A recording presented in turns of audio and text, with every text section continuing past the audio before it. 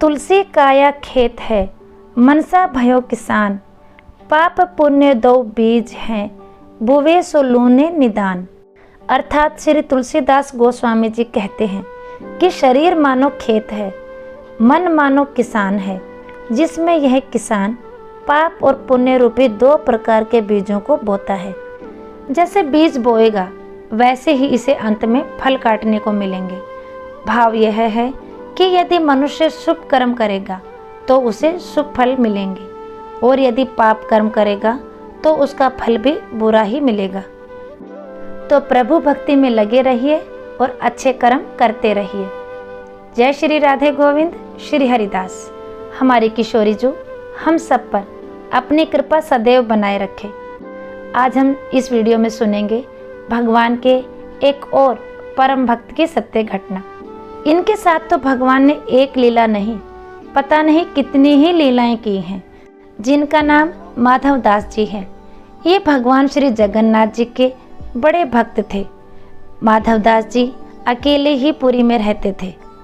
वे हर रोज श्री जगन्नाथ प्रभु के दर्शन करते थे, उन्हीं को अपना सखा मानते थे, और प्रभु भी उनके साथ खेलते, उनके साथ लीलाएं करते थे। पुरी में माधव दास जी का भगवान जगन्नाथ के अलावा और कोई नहीं था।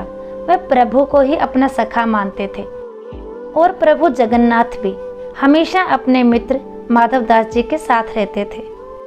ये घटना उस समय की है जब माधव दास जी को अतिसार यानी उल्टी दस्त से पीड़ित हो गए थे। इस रोग के कारण वे बहुत दुर्बल हो गए थे।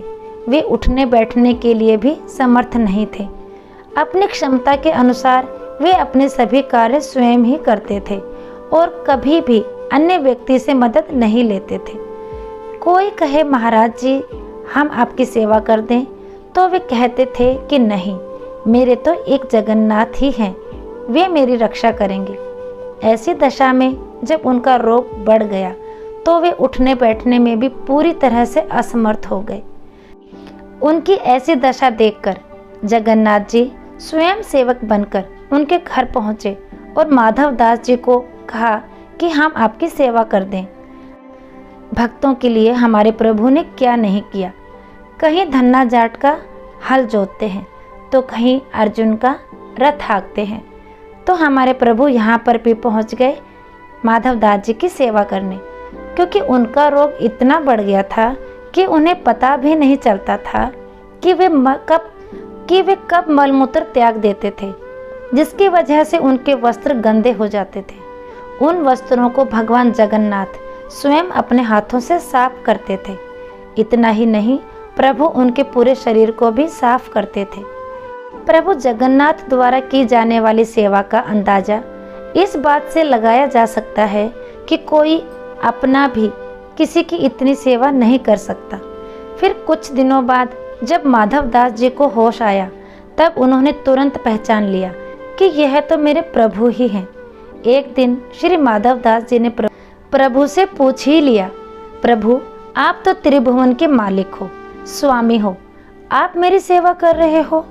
आप चाहते तो मेरा ये रोग भी दूर कर सकते थे, रोग दूर कर देते तो ये सब करना नहीं पड़ता। अपने भक्त की बातें सुनकर प्रभु ने कहा, देखो माधव, मुझसे भक्तों का कष्ट नहीं सहा जाता, इसी कारण तुम्हारी सेवा मैंने स्वयं की। जो प्रारब्ध होता है उसे तो भोगना ही पड़ता है। अगर उसे काटोगे नहीं तो इस जन्म में नहीं, लेकिन उसे भोगने के लिए फिर तुम्हें अगला जन्म लेना पड़ेगा। और मैं नहीं चाहता कि मेरे भक्त को जरा से प्रारब्ध के कारण फिर से अगला जन्म लेना पड़े, इसलिए मैंने तुम्हारी सेवा की। लेकिन अगर तुम फिर भी कह रहे हो तो भक्त की बात भी नहीं टाल सकता। प्रभु जगन्नाथ अपने भक्तों के सहायक बन उन्हें प्रारब्ध के दुखों से, कष्टों से सहज ही पार कर देते हैं। प्रभु ने अपने भक्त माधव से कहा, अब तुम्हारे प्रारब्ध में 15 दिन का रोग और बचा है, इसलिए 15 दिन का रोग तो मुझे दे दे। जिसके बाद प्रभु जगन्नाथ ने अपने भक्त माधव दास के बचे हुए 15 दिन का रोग स्वयं ले लिया। यही वजह है कि भगवान जगन्नाथ आज भी 15 दिन के लिए बीमार हो जाते हैं। इसी वजह से आज भी भगवान जगन्नाथ को साल में एक बार स्नान कराया जाता है, जिसे स्नान यात्रा कहते हैं। स्नान यात्रा करने के बाद हर साल 15 दिन के लिए जगन्नाथ भगवान आज भी बीमार पड़ते हैं। इस दौरान पुरी में स्थित प्रभु जगन्नाथ जी का मंदिर 15 दिन के लिए बंद कर दिया जाता है। इस दौरान प्रभु की रसोई भी बंद कर दी जाती है, जो कभी बंद नहीं होती। भगवान की इस अवस्था के दौरान उन्हें 56 भोग नहीं खिलाया जाता। इस समय उन्हें 15 दिन तक आयुर्वेद काढ़े का भोग लगाया जाता है। और उसी दिन से भगवान जगन्नाथ अपने भक्तों को बीमारी से बचाने के लिए हर साल खुद बीमार पड़ते हैं, ताकि भक्तों के दुख दर्द वे अपने ऊपर ले सके। मान्यताओं के अनुसार माधव दास जी का जो 15 दिन का प्रारब्ध बचा था, भगवान ने उसे अपने ऊपर ले लिया। इसीलिए कहा जाता है, भक्त के वश में है भगवान। अपने भक्त के लिए भगवान क्या कुछ नहीं कर जाते। तो आज का वीडियो यहीं तक, फिर मिलेंगे अगली वीडियो में। तब तक के लिए सभी को प्रेम भरी राधे राधे। हमारे किशोरी जी की कृपा सब पर बनी रहे।